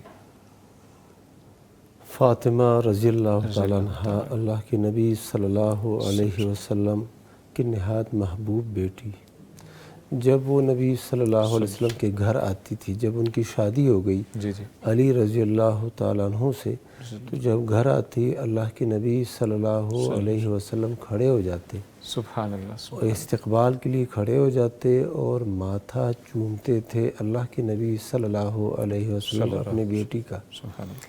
تو اسی طرح اللہ کے نبی صلی اللہ علیہ وسلم جب ان کے گھر جاتے تو وہ بھی ایسی احتراماً کھڑی ہو جاتی اور استقبال کرتی اپنے نبی اور اپنے پیارے والد صلی اللہ علیہ وسلم کی۔ اور ان کی زندگی کیسے، جب شادی ہو گئی تو ان کے ہاں کوئی خادمہ، یہ نبی کی بیٹی ہے، سرور کائنات صلی اللہ علیہ وسلم کی بیٹی ہے، لیکن ان کے پاس کوئی خادمہ نہیں ہے گھر کے۔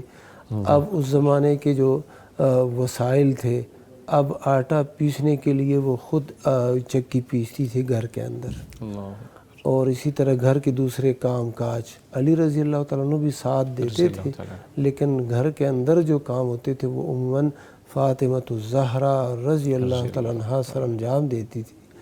تو ایک دفعہ ایسے ہوا کہ ان کو پتہ چلا کہ غلام آئے ہیں، خادم آئے ہیں، تو کہا علی رضی اللہ عنہ نے کہ آپ جائیں اور کوئی خادمہ، کوئی اس طرح نا جو آپ کا ساتھ دے گھر کے کاموں میں۔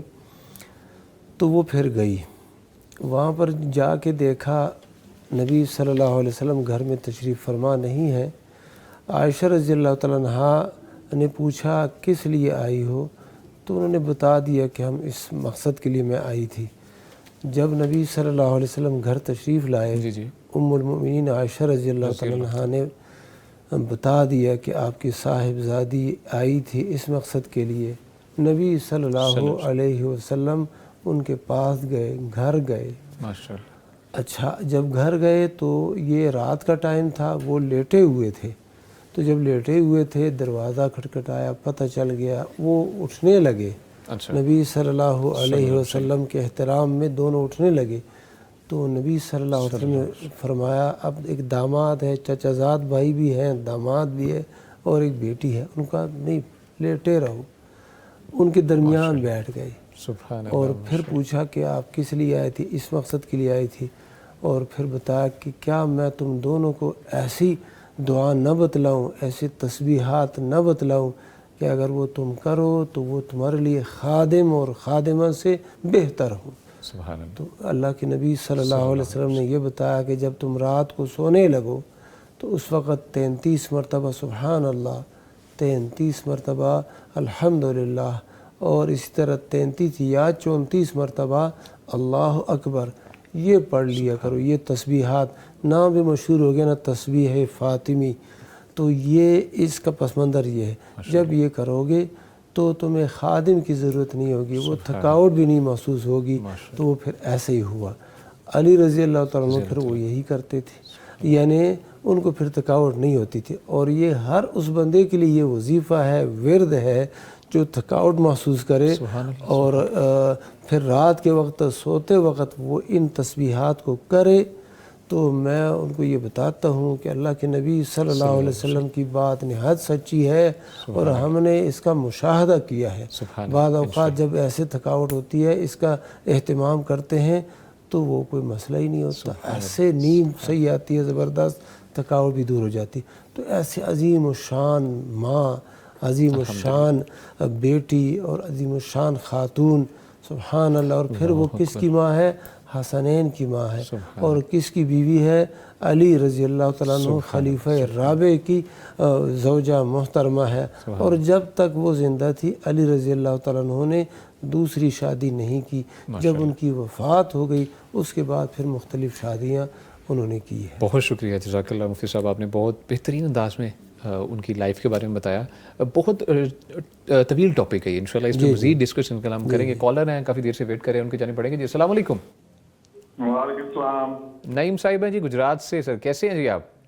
جی الحمدللہ، اللہ کا شکر ہے، میں ٹھیک ہوں. جی سر پوچھیے، کیا پوچھنا چاہیے مفتی صاحب سے؟ جی یہ ہے کہ میرے والد صاحب کی عمر جو ہے نا وہ 95 سال کے قریب ہے، 95. ماشاء اللہ. اور ماشاء اللہ 5 ٹائم نماز پڑھتے ہیں، تجدید پڑھتے ہیں، قرآن بھی پڑھتے ہیں. تو جب وہ وضو کرتے ہیں، پیشاب کرتے ہیں، تو ان کو یہ ہوتا ہے کہ وہ چھینٹیں پڑ گئی ہیں کپڑوں پہ، تو ان کو وہم ہو جاتا ہے. اور کمزور زیادہ ہیں، بار بار بدلی نہیں کر سکتے. تو وہ چاہتے ہیں کہ مجھے تھوڑا بتایا جائے کہ میں اس مسئلے میں کیا ہو سکتا ہے. بات کپڑے تبدیل کروں بار بار یا کیا کروں؟ ٹھیک ہے جی، بہت شکریہ نعیم صاحب، آپ نے کال کی. مفتی نعمان فاروقی صاحب فرمائیے گا شاید. جی جہاں تک وہم کا تعلق ہے نا، جی تو یہ ایسا ہوتا ہے کہ انسان کو ایک خیال ہوتا ہے کہ ایسے ہوا ہے. جی ٹھیک ہے، اگر حقیقت میں وہ ہوا نہیں ہوتا. مثلا ایسے ہی وضو ٹوٹ جانے کا یعنی ہوا خارج ہونے کا بھی بندے کو بعض اوقات وہم ہوتا ہے. تو اس حوالے سے بھی نبی صلی اللہ علیہ وسلم نے ہمیں تلقین فرما دی کہ کچھ نہ کچھ ایسا محسوس کرو، یعنی اس کی سمیل یا اس کی آواز، تو پھر تم سمجھو کہ ایسے ہوا ہے. محض وہم کی بنیاد پہ تم نے یہ نہیں سمجھنا. بالکل ٹھیک ہے. تو اسی طرح ہم یہ کہیں گے کہ محض وہم کی بنیاد پہ وہ نہ سمجھیں، نہ ان کو اس طرف لگایا جائے کہ وہ اس عمر میں آ کے وہم کا شکار ہوں. بالکل، کیونکہ وہم کی بیماری ایسی ہے کہ اس کے ہوتے ہوئے عبادت کا لطف ہی اٹھ جاتا ہے. وہ بندہ بے یقینی کی کیفیت سے وہ کر رہا ہوتا ہے. اس وجہ سے اچھا اس وہم کو اب کیسے ختم کر سکتے ہیں؟ یقین کے ساتھ، یعنی چیک کیا جائے باقاعدہ کہ ایسے قطرے تو نہیں ہیں. بالکل ایسی اس کو ٹھیک ہے، یعنی دیکھ لیا جائے تنہائی میں، دوسری طرف رخ کر کے دیکھ لیا جائے کہ ایسا کچھ ہے تو نہیں. تو وہ ان کا یقین بدل جائے گا دونوں صورتوں میں، اگر ہوگا تو بھی، اگر نہیں تو. اچھا اگر یہ بیماری ہو بالفرض کہ ان کو یہ اس پہ اختیار نہیں ہے، جی اختیار نہیں ہے، تو پھر وہ ظاہر ہے عند اللہ جو ہیں وہ معذور ہیں کہ عذر اللہ تعالیٰ ان کا قبول کرے گا. اور ان کو اس عالم کے اندر اپنی نماز بہرحال پڑھنی ہی پڑھنی ہے، اور اس حالت میں بھی وہ جاری رکھیں گے جیسے مستحاضہ کو نبی صلی اللہ علیہ وسلم نے اجازت دی. انشاءاللہ. ٹھیک ہے جی، بہت شکریہ مفتی صاحب. مفتی عبدالولی خان صاحب، شیخ بہت امپورٹنٹ ٹاپک ہے آج کل کے جو چل رہا ہے مہینہ، کہ اہل بیت کی تعریف کیا ہے یہ تو بتانی ہے، اور سیکنڈلی اہل بیت میں کون کون شامل ہیں اس کے بارے میں فرمائیے گا. یہ تو بڑا اہم سوال ہے. جی سب سے پہلے جو اہل بیت میں شامل ہے وہ اللہ کے نبی صلی اللہ علیہ وسلم کی ازواج مطہرات ہیں. اچھا ٹھیک ہے. یعنی نبی صلی اللہ علیہ وسلم کی جو بیویاں ہیں وہ اہل بیت میں شامل ہے، اور یہ بنص قرآن. ٹھیک ہے. نص قرآن یعنی قرآن مجید کے اندر سورہ احزاب میں اللہ سبحانہ و تعالیٰ نے اہل البیت انہی بیویوں کو وقرنا فی بیوتکن ولا تبرجنا تبرج الجاہلیت الاولی، اس کے آخر میں یہ آتا ہے اہل البیت. تو وہ اہل بیت کون ہے؟ وہ بیویوں کو خطاب ہے، اور انہی بیویوں کو اللہ سبحانہ و تعالیٰ نے اہل بیت قرار دیا ہے. حدیث میں بھی ان کو اہل بیت قرار دیا ہے.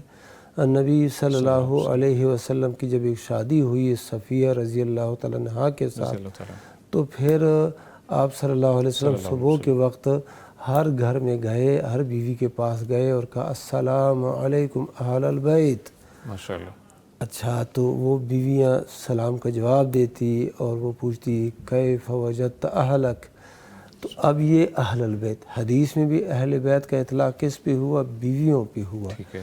اچھا اب یہ ہے اہل بیت. ٹھیک ہے. اہل بیت کے علاوہ جو بیٹی کی جو اولاد ہوتی ہے عموماً قانون یہ ہے کہ وہ جس شخص کی بیٹی ہے نا جی جی اس کی اولاد اس میں حساب نہیں کی جاتی، جیسے کہ عام قانون اور ضابطہ یہی ہے کہ وہ وہاں پر ان کو شمار نہیں کیا جاتا۔ بیٹی کی اولاد جو ہے نا اس کا سلسلہ نسب اسی طرف جاتا ہے جو مرد کا سلسلہ نسب ہوتا ہے۔ تو اب یہ جو نبی صلی اللہ علیہ وسلم نے خاص دعا فرمائی فاطمہ رضی اللہ تعالیٰ عنہ، وہ تو آپ کے اہل بیت میں سے تھی کیونکہ بیٹی تھی۔ بالکل ایسے ہی علی رضی اللہ تعالیٰ عنہ بنو ہاشم میں سے تھے، وہ پہلی شامل تھے وہ اہل بیت میں۔ اب یہ جو بیٹی کی اولاد تھی یہ چونکہ صراحتاً شامل نہیں تھی، ترمذی شریف کے اندر حدیث ہے اللہ کے نبی صلی اللہ علیہ وسلم نے دعا مانگی کہ یا اللہ ان کو بھی اہل بیت میں شامل فرما۔ یہ حدیث کسا جس کو کہتے ہیں کہ چادر ڈالی اور فرمایا یا اللہ یہ میرے اہل بیت ہیں، یہ میرے اہل بیت ہے۔ اب یہ کیا ہے کہ اس میں یہ نہیں ہے کہ صرف یہ اہل بیت ہے، جی جی بالکل ٹھیک ہے، ان کو اہل بیت میں اللہ کے نبی صلی اللہ علیہ وسلم کی دعا نے شامل کر دیا ہے، ورنہ یہ شامل نہ ہوتے۔ تو جب دعا مانگی گئی تو یہ بھی اہل بیت میں شامل ہو گئے، اور باقی جو ہے دیگر یعنی کہ ازواج مطہرات وہ تو قرآن کی روح سے شامل۔ تو ازواج مطہرات اور آپ کی یہ اولاد بیٹیاں ساری اہل بیت میں شامل ہو گئی ہے۔ اچھا مفتی صاحب یہ بھی فرمائیے گا حضرت حسین اور حضرت حسن کے علاوہ بھی ان کے بھائی تھے؟ حضرت حسین اور حضرت حسن کے ہاں جی بہن بھائی اور بھی تھے؟ ہاں تھے۔ اچھا کیونکہ ذکر دو کا زیادہ ملتا ہے تو اس وجہ سے پتہ علم نہیں۔ محسن رضی اللہ عنہ اس کا بھی ایک ذکر آتا ہے۔ آج کا جو مفتی صاحب پروگرام اپنے اختتام کو پہنچتا ہے، ناظرین آپ کو یہ بتاتے چلیں کہ ہمارے اس پروگرام کو جو کرنے کا تعاون ہے، اس پروگرام کو تعاون حاصل ہے جو UMT کے تعاون سے پیش کیا جا رہا ہے، جو پاکستان کا سب سے پہلا AI پاورڈ ایجوکیشنل ایکسپیرینس اپنے طلباء کو فراہم کر رہا ہے۔ اور اس کے علاوہ ہم اپنے مفتیان کرام جو مہمان اس وقت اسٹوڈیوز میں موجود ہیں ان کا شکریہ ادا کرتے ہیں۔ جو پہلی شخصیت موجود تھی فضیلت الشیخ مفتی عبدالولی صاحب، ان کا شکریہ، وہ تشریف لائے۔ مفتی صاحب بہت شکریہ، اللہ تعالیٰ آپ کو اپنے حفظ و امان میں رکھے، آمین۔ اور ان کے ساتھ جو دوسری شخصیت تھی فضیلت الشیخ مفتی نعمان فاروقی صاحب، شیخ آپ کی تشریف آوری کا بھی بہت شکریہ، اللہ تعالیٰ آپ کو اپنی حفاظت میں رکھے۔ اور ناظرین آپ کو بس یہی پیغام ہے کہ روزہ رکھا کریں، ہر دفعہ یہ کہتے ہیں کیونکہ یہ پروگرام کو کرنے کا مقصد بھی ہے ہمارا کہ پیر و جمعرات کا روزہ خود بھی رکھیں اور دوست احباب کو بھی اس کی تلقین کریں، گھر والوں کو، فیملی ممبرز کو، تمام تر حضرات کو، اور بلکہ ہمارے لیے بھی خاص دعا کیا کریں کہ ہم بھی اس جو ایک اچھا قافلہ ہے، ایک اچھی سنت ہے، اس کو اپنائیں اور اپنا بہت سا خیال رکھیے گا۔ انشاءاللہ آپ سے ملاقات ہوگی اگلے پروگرام میں، تب تک کے لیے دیجیے اجازت، اللہ نگہبان۔ أهل الذكر إن كنتم